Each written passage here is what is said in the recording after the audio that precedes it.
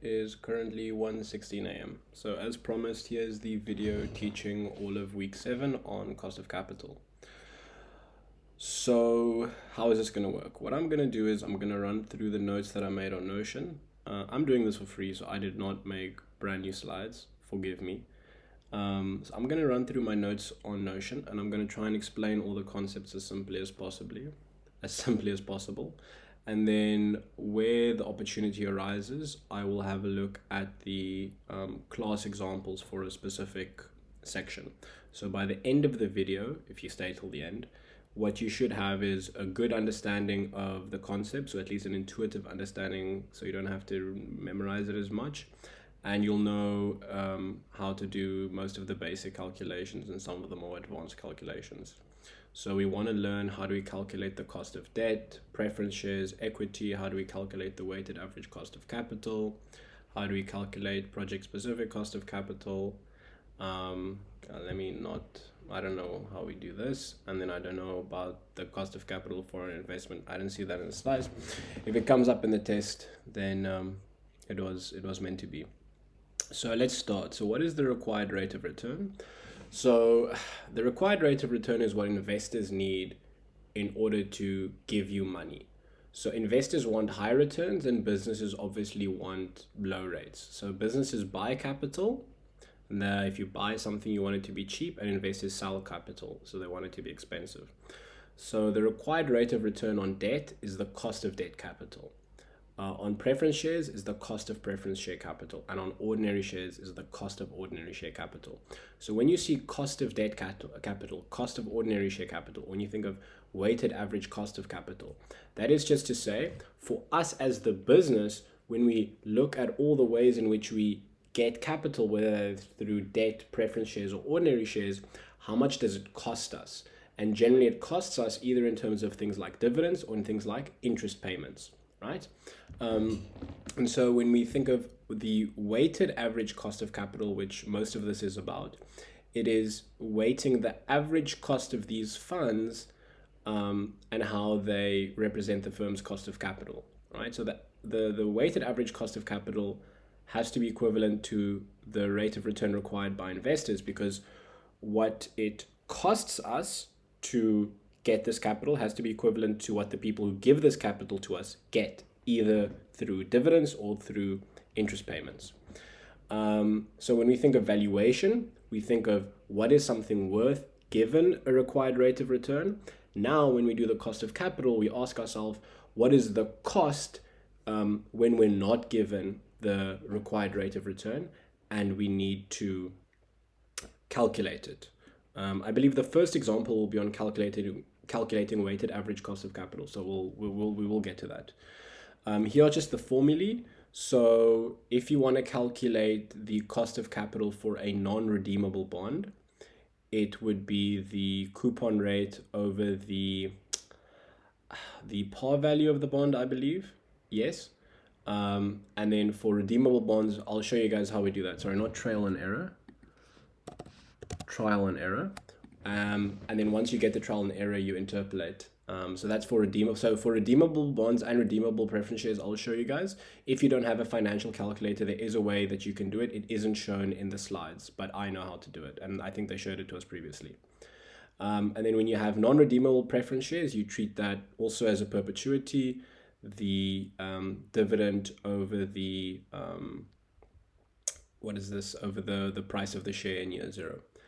And then when it comes to ordinary shares, when you use the dividend discount model, it's just going to be the dividend of next year over the price of the share in year 0, in year 0, plus the growth rate. That's going to be the cost of ordinary shares. So that is we've covered cost of debt with the redeemable and the non-redeemable bonds, cost of preference shares, redeemable, non-redeemable, and then ordinary shares, which we'll just always use the dividend discount model for.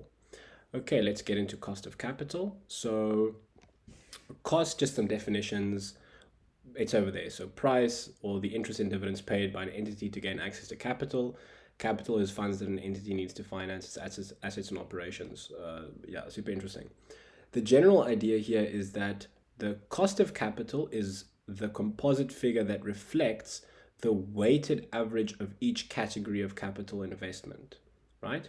So there are two formulae that you can use when you're calculating, when you're doing the cost of equity.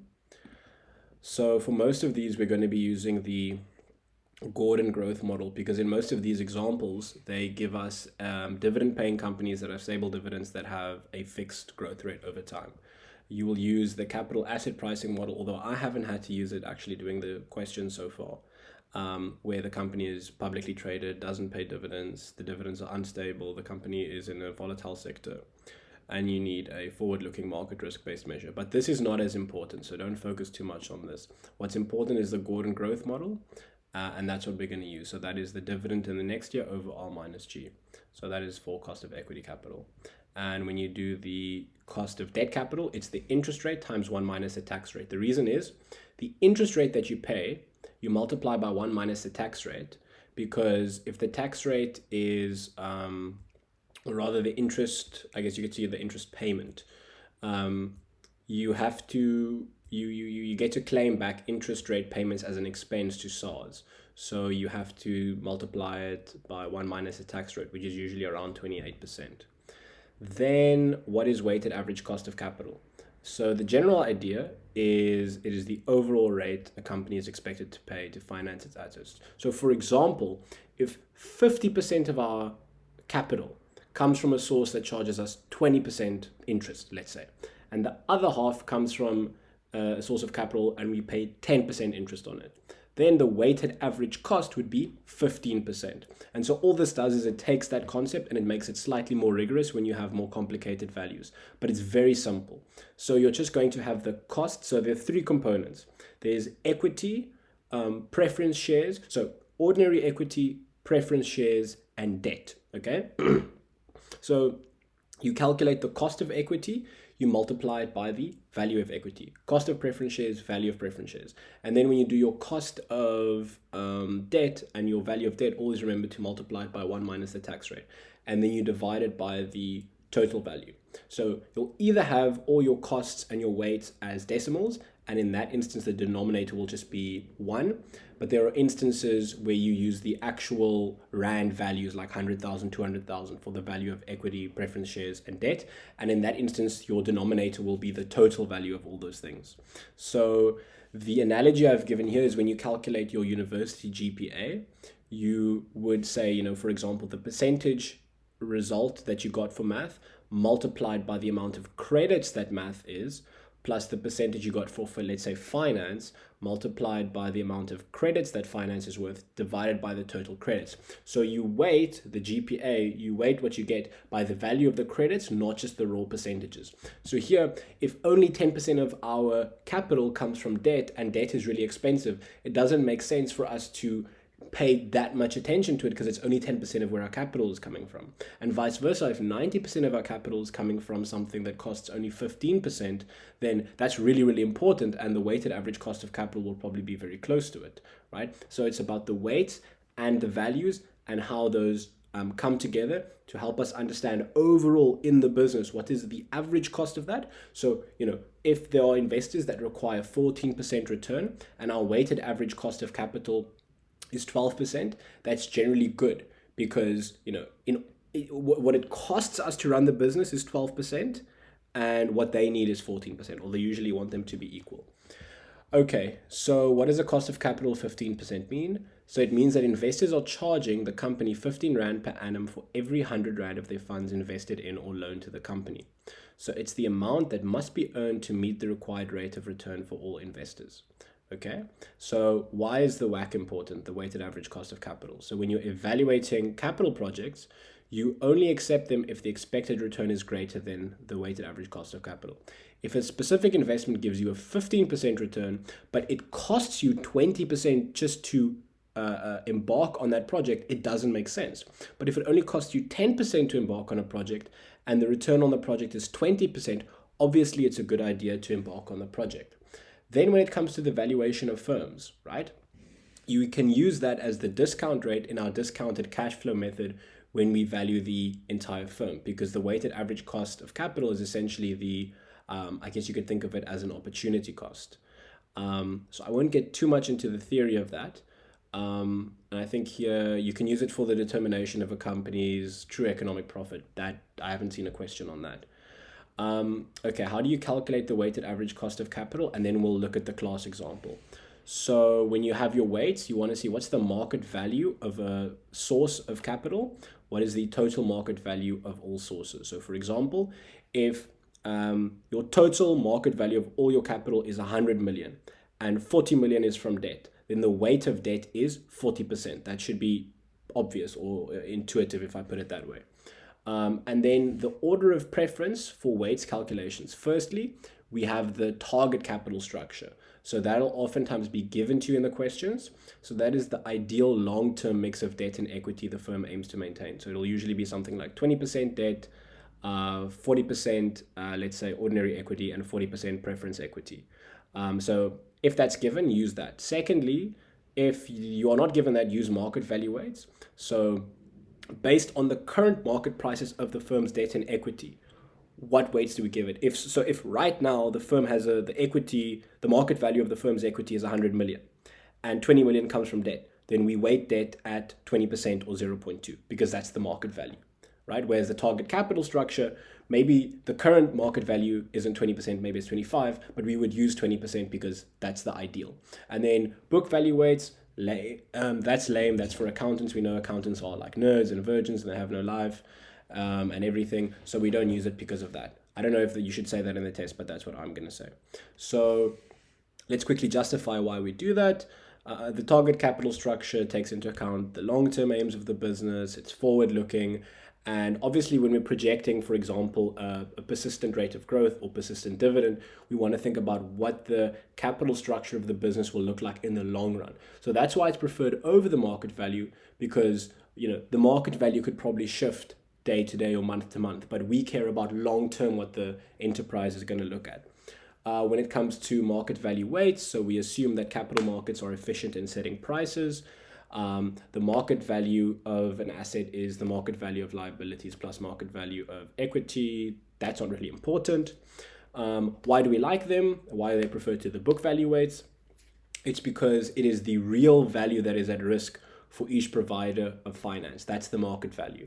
Book values are historical and don't often represent the real value of funds that are at risk. And so here a bit about book value weights. In general, we ignore them when we determine the weights of the weighted average cost of capital. But we can sometimes use them if they represent the future, the future target capital structure, or very close to the market value. Okay, so some principles to follow. So use current costs, so don't use historical book values, and then use the current market-driven rates. In the questions, they'll usually say something like, this share is being traded for this much, or similar bonds are being sold for this much. Always use those values because those are the market values. It's not always about the face value or the par value or the whatever. When you're trying to figure out the value of a specific source of capital, it has to do with the market rate. And then also another thing that's important when you are calculating the source of capital is include the effects of company tax. Practically, this doesn't apply to anything except debt in the questions we're doing.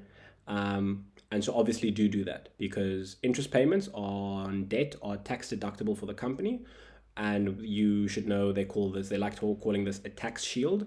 So that lowers the effective cost of debt for the company because you can write it off on tax. You cannot write off dividend payments as a company because it's not an expense, it's a distribution, whereas interest payments are an expense. So bear with me, I'm going to quickly go to the other screen and we're going to look at class example 1. So class example 1, here we have it. Capital Limited is financed by 50% ordinary shares, 30% long-term loan, 20% preference shares. The company wishes to maintain this capital structure. That is our target capital structure as it raises new funds. The required rate of return by shareholders is 18%. The after-tax cost of a long-term loan is 9%. So they say it's after tax, so don't worry. And the return on preference shares is 12%. Calculate the weighted average cost of capital. So all we do is we say, okay, what is the cost of ordinary equity? It's the 18% shareholders require of a return on their investment. and that is weighted at 0.5 because it's financed 50% ordinary shares. It's financed 20% preference shares, and preference shares have a return of 12%, so that's a cost of 12% for the business. And then debt or long-term loans is 30%, and we use the 9%. This time we don't need to worry about tax because they said it's after tax. You plug that into the formula. Now you'll note when you add up the decimals for the value of equity, value of preference shares, value of debt, you'll just get 1. Like what I said you'll get when you do these decimal calculations. You plug that in, you get 14.1%. Okay, let's go to the next one. I apologize if it seems like I'm going a bit quickly, but there's a lot to cover and I don't want you to have to sit and watch a 2-hour long video. I'm assuming you have studied a little bit, so this should just be a little bit of revision or a little bit of intuition behind some of the ideas. Okay, let's get into calculating the cost of ordinary shares. So the general idea here is, yes, this is the return that ordinary shareholders of the business require on their investment. So that is retained earnings and ordinary shares. So don't get confused. I did. Retained earnings do count as a cost of ordinary shares. And then, yes, so what we do here is we use a dividend discount model, which is the Gordon growth model, where we assume that dividend growth rate is constant. From all the questions I've seen, all the growth rates are constant. In the class examples, in the tutorial, and in the homework, I have not fully gone through the test, but I assume the same there. So the way you calculate this is you take the dividend in year 0, you grow it, so you multiply it by 1 plus G, over the value of the share in year 0, and you add the growth rate. That gives you the cost of equity, specifically the cost of ordinary shares. Here's the capital asset pricing model. I haven't seen any questions where they ask us about this, so I'm honestly just going to skip it. And we have done this already. So you know what a risk-free rate is. It's a return on a government security. Beta coefficient is the market risk of an asset. And then the RM and RF is the return on the market portfolio. And the difference between the two is market risk premium. So when it comes to the beta coefficient, just very quickly in case this is asked, it's very simple. So it's just to say that if the overall index of the JSE, for example, increases by 10% or decreases, and our share, moves in the same direction by that exact percentage, so it increases by 10%, the share goes up by 10%, the beta is, it has a beta of 1. So you calculate that, you say the change in the share price of an entity over the change in the index. So for example, if the change in the index is 10% and the change in ours is 20%, we would have a beta of 2. So we would say that this is a pretty volatile thing. But if there's a change of like 20% and ours only changes by like 5, that's 0.25, it's not very volatile, right? It doesn't move around a lot, even when the market does. And then here's this other thing, bond yield plus risk premium. Again, I haven't seen a question where you're required to use this, but the formula is pretty simple. They will give you the risk premium, and then you just say cost of equity is equal to the bond yield plus the risk premium. So the general idea is that it recognizes the cost of capital of riskier cash flows being higher than that of less risky cash flows. And under this method, the cost of ordinary shares is equal to the before tax costs of debt plus a risk premium. Okay, calculating the cost of preference shares. So we have done now, we have worked out the cost of ordinary shares so far. So let's go to the cost of preference shares. So the general idea is that the dividends are paid to and are distributed after. So they're paid to the preference shareholders and they're distributed after tax profits. So not deductible for tax purposes, which is nice for us because the calculations are simpler. So the cost of a preference share depends on whether they are redeemable or not. If the preference share is redeemable, the cost can be calculated using the annuity principle. If the preference shares are non-redeemable, we calculate them using the perpetuity principle.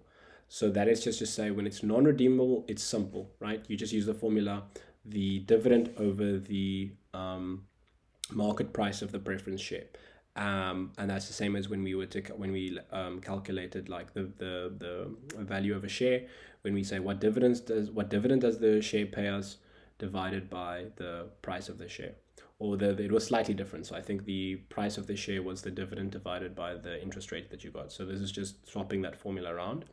But yes, the cost of preference shares, when it's non-redeemable, that just means that we will keep paying you a dividend till the day you die. And so redeemable preference shares Again, there's a class example on that. But when you do this, you're going to either use your financial calculator because you're bougie like that, or like the rest of us, you're going to do the trial and error method and then do some interpolation. Okay, now we've done 2 of the 3. Let's do calculating cost of debt. So the general idea is that debt is the interest rate an entity has to pay on debt. That's really what we want to get. If the debt is non-redeemable, the cost of debt can be calculated using the perpetuity principle. From what I've seen, most of the questions have non-redeemable debt. And if it's redeemable, the cost of debt can be calculated using an annuity principle. And then, so in terms of tax deductibility, interest on debt tax is deductible, whereas dividend on shares is not tax deductible. So there's a tax shield. So that's nice.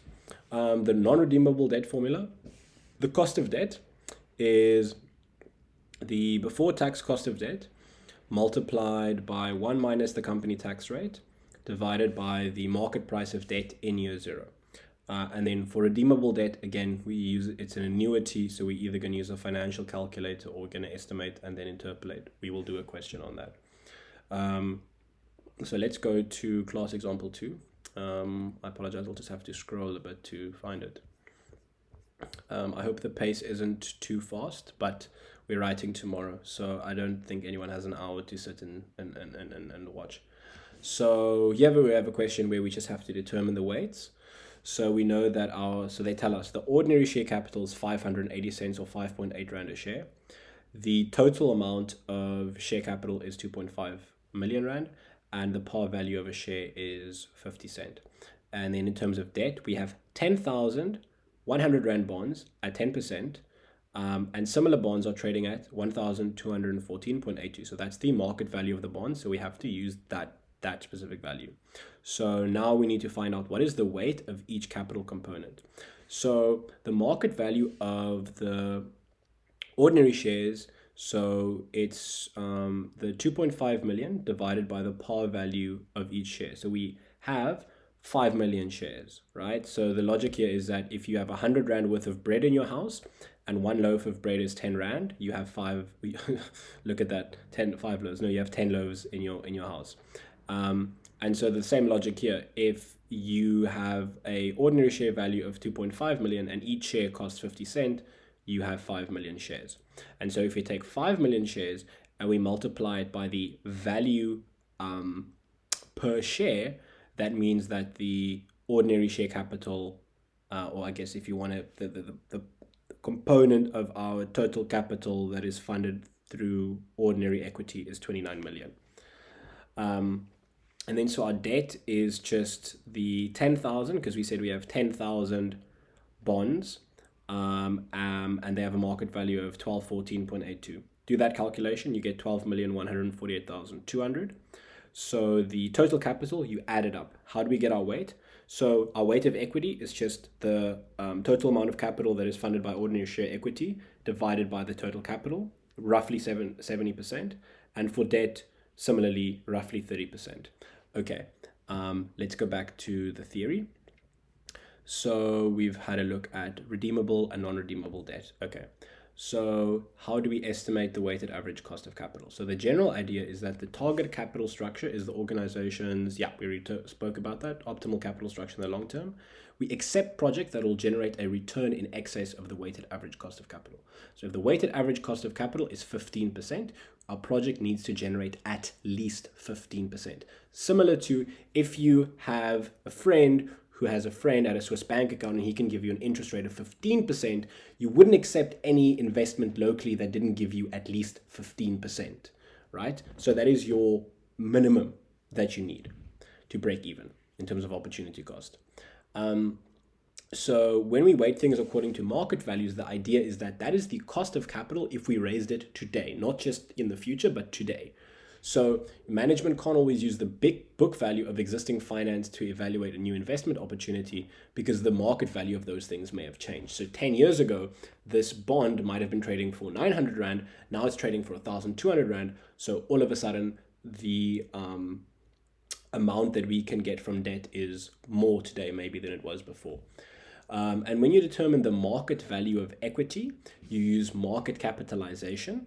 And that is just that your total market value of equity is the number of shares in issue multiplied by the share price, which we did that in the previous example. where we said 5 million shares times 5.8 Rand a share is 29 million Rand. So that's how you do that. The marginal cost of capital, I haven't seen this asked incredibly, but it's good to just have an idea of it. It is just the cost of the next increment of capital to be used. And it's especially for when you have a new project, you want to evaluate, now that we're taking on this new project and we're, going into more debt, we're getting more shares or whatever, are we, when we get this new loan to go into this project, is it at the same interest rate or is it at a new interest rate? When we now issue our dividends, our ordinary shares, our preference shares, do we get a good deal on that or not really? My Mac is on 10%. So that measures the breaks and the marginal cost of capital, which we're not going to be tested on, but I did do the homework questions on it, and the marginal cost of capital and the weighted marginal cost of capital line. So that's how we measure marginal cost of capital. Here, how do you adjust the cost of capital for flotation costs? So what are flotation costs? You'll see it in questions where they say the cost of issue of ordinary shares was 11%, whatever. The idea is maybe you have an outside party or like a friend who works in finance who's super dope, and they issue the new finances for you. They help you with the legalities and the logistics. So it's not free, so you have to pay it to them, and maybe it's usually a commission. So that reduces the amount you can receive from issuing new debt or shares. So if we, for example, get a new loan worth 10 million Rand, but we have to pay a 10% commission to, I don't know, Saul Goodman, because he organized the deal for us. We're not actually getting 10 million Rand, we're getting 9 million Rand, but we still owe 10 million Rand. So it's important to take that into account when you're doing the calculations. So the flotation costs must be accounted for when determining the cost, especially the yield to maturity of the new bond or debenture. And so this is done using the net proceeds of the new issue instead of the market price. So we adjust our market price, we adjust the value of the loan by the floating cost that is incurred. So you'll see how we do that when we do the question on that in class example 3. And then here the cost of preference shares, the flotation costs, I don't know, like they didn't say anything about that in the slides. The cost of ordinary shares in terms of flotation costs, generally the idea there is equity can usually be obtained from retained earnings or issuing new shares. So the cost of a new share is higher than the cost of using equity internally. And that's because the flotation cost exists on the issuing of new shares. Usually it's an external party that levies it on you for the handling of the issuing of the share. So you're a big company, you want to now issue new shares, but it's a whole process, it's a whole loss. So there's some lady, Janet at JSE, who as a side hustle helps you organize the stuff. You have to pay her a fee. You have to take that into account when you now figure out how much am I actually getting from these ordinary shares. Because yes, I sold 10 million Rand worth of shares, and there are 10 million Rand, there's 10 million Rand worth of capital in my business and 10 million Rand worth of ownership out in the world. But if I had to pay Janet $1 million in floating costs, then I didn't actually get 10 million Rand, I got 9 million Rand. And so if Janet has us by the balls and is exploiting us and is asking us 2 or 3 million Rand in flotation costs, then that changes the picture of how much ordinary shares cost. Because the more and more we lose to flotation costs, the more expensive the ordinary shares are, because we owe the same amount or we incur cost in terms of dividends, but we're getting less capital in if the flotation costs are too high. So I think that essentially covers all of the theory for week 7. So if you just wanted to come here and do the theory, I have done that. I've tried to be as brief and concise as possible without sacrificing the quality of explanation. Let's go to doing the class examples if you are interested. If not, go and sleep.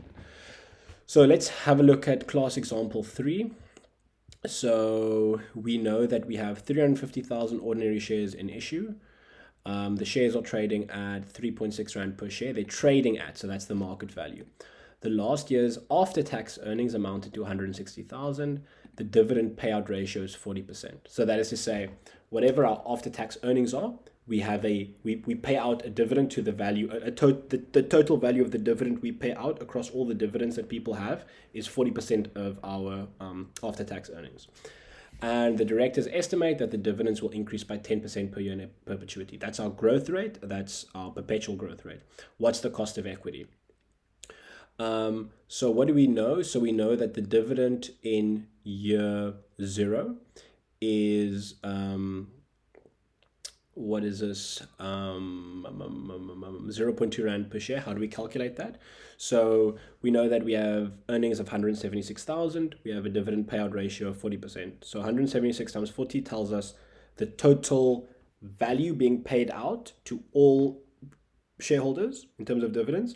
We obviously divide that by the total amount of dividends in circulation, which is 350, total amount of ordinary shares in circulation, which is 350,000, to find out the per share dividend. So that's 0.2 Rand or 20 cents. So let's calculate the cost of equity. It's the dividend from last year, 20 cents, time we grow it by 10%, multiply by 1.1, divide by the market value of the share, trading at 3.6 Rand per share. We add the growth rate, we get 16.11% according to the formula that we previously discussed.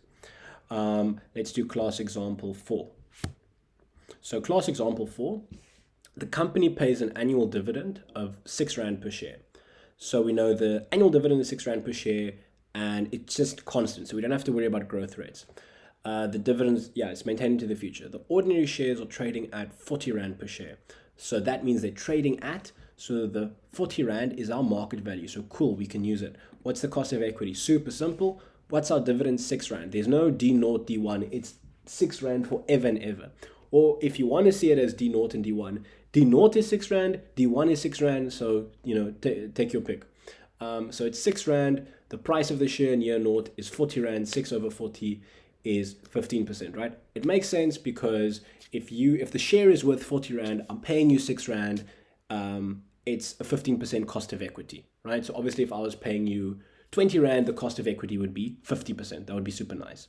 But unfortunately, that's hard to come by.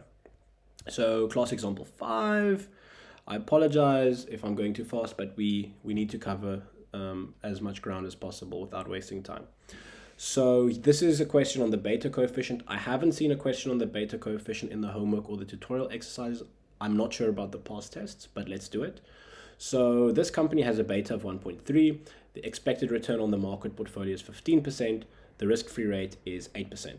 So how do we calculate it? We use the CAPM, the capital asset pricing model.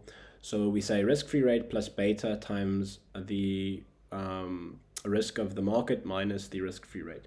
You do that, and then you get a cost of equity of 17.1%. So in this example, we have an expected return on the market portfolio, right, of 15%, and we have a beta of 1.3, so we're a little bit riskier than the rest of the market.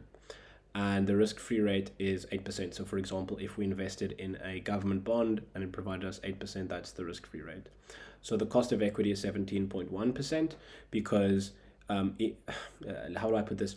Imagine that the return on the market portfolio was 8%. That would mean that the cost of equity would only be 8%. And that would mean that likely the market portfolio is less risky, right? And also that you would pay fewer dividends. But either way, just plug and play with the formula and you should be fine. Let's do class example 6. So Mkhize Limited, they're on the top 40. The share price has decreased over the past 12 months by 18%. The JSE top 40 has decreased by 15% over the past 12 months. Very simple. Change in share price over change in index. 18 over 15 is not 12, 1.2. Okay, let's do class example 7. So class example 7, the bond yield for Knox Limited is 9% and the company's risk premium is 5%. Calculate the cost of ordinary shares. Super simple. So that is now the thing that we had on the cost of equity with bond yields and risk premiums. The risk premium is given as 5%, the bond yield is given. So 9% plus 5% is 14%. You're not going to win the Fields Medal for calculating that, if you know what the Fields Medal is. Class example 8. So this company has 360,000, 14% non-redeemable preference shares. And they have a nominal value of 50 Rand each. And similar preference shares are trading at 45 Rand. That tells you the market value is 45 Rand. So when we want the price in year naught, we use